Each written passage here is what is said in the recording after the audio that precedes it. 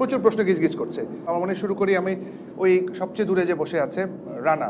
প্রশ্ন হচ্ছে যে আপনি পার্সোনালি নিজেকে সফল মনে করেন কি না, যদি মনে করেন তাহলে সফলতার মূল মন্ত্রটা কি?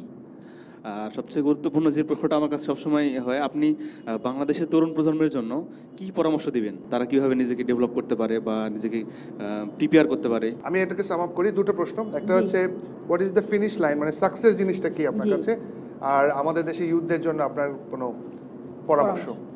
আমি যেদিন মনে করব যে আমার মন থেকে আমি যেই কাজ করতে চাচ্ছি ওটা আমি করতে পেরেছি, ওটাই সাকসেস। তো এই মুহূর্তে আমি নিজেকে অত সফল মনে করি না, কারণ আমার অনেক কিছু করার ইচ্ছা আছে। আর এই তরুণ প্রজন্ম নিয়েই আমার স্বপ্ন। আর ওনাদের এই তরুণদের জন্য আমার যে অ্যাডভাইসটা হবে যে আপনারা যে মানে আপনার এখন একটা টার্নিং পয়েন্টে আমরা এসেছি, যখন সমাজে বাবা মা যেটা বলছে তরুণদের নিজের একটা ইচ্ছা আসছে কিছু করার, যেখানে এখনও সাপোর্ট পাচ্ছে না। সো ওই ইনার ফায়ারটা, আপনার যে মনের ইচ্ছাটা আছে ওটা পূরণ করার জন্য যা করার দরকার ওটা করবেন। ওটা আপনাদের মনের স্বপ্নটাকে স্যাক্রিফাইস করে দিয়েন না। আপনার কাছে বলেন তো স্বপ্ন জিনিসটা কি?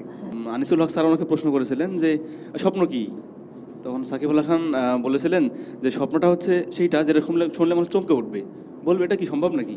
সুতরাং ওর কথা অনুযায়ী আমি বলছি স্বপ্ন হলো সেটা না যেটা আমাকে ঘুমাতে দিবে, স্বপ্ন যেটা আমাকে ঘুমাতে দিবে না। মানে অনেকে বলেন আমি ঘুমাই ঘুমাই স্বপ্ন দেখছি, তো কি হয়েছে ভাই?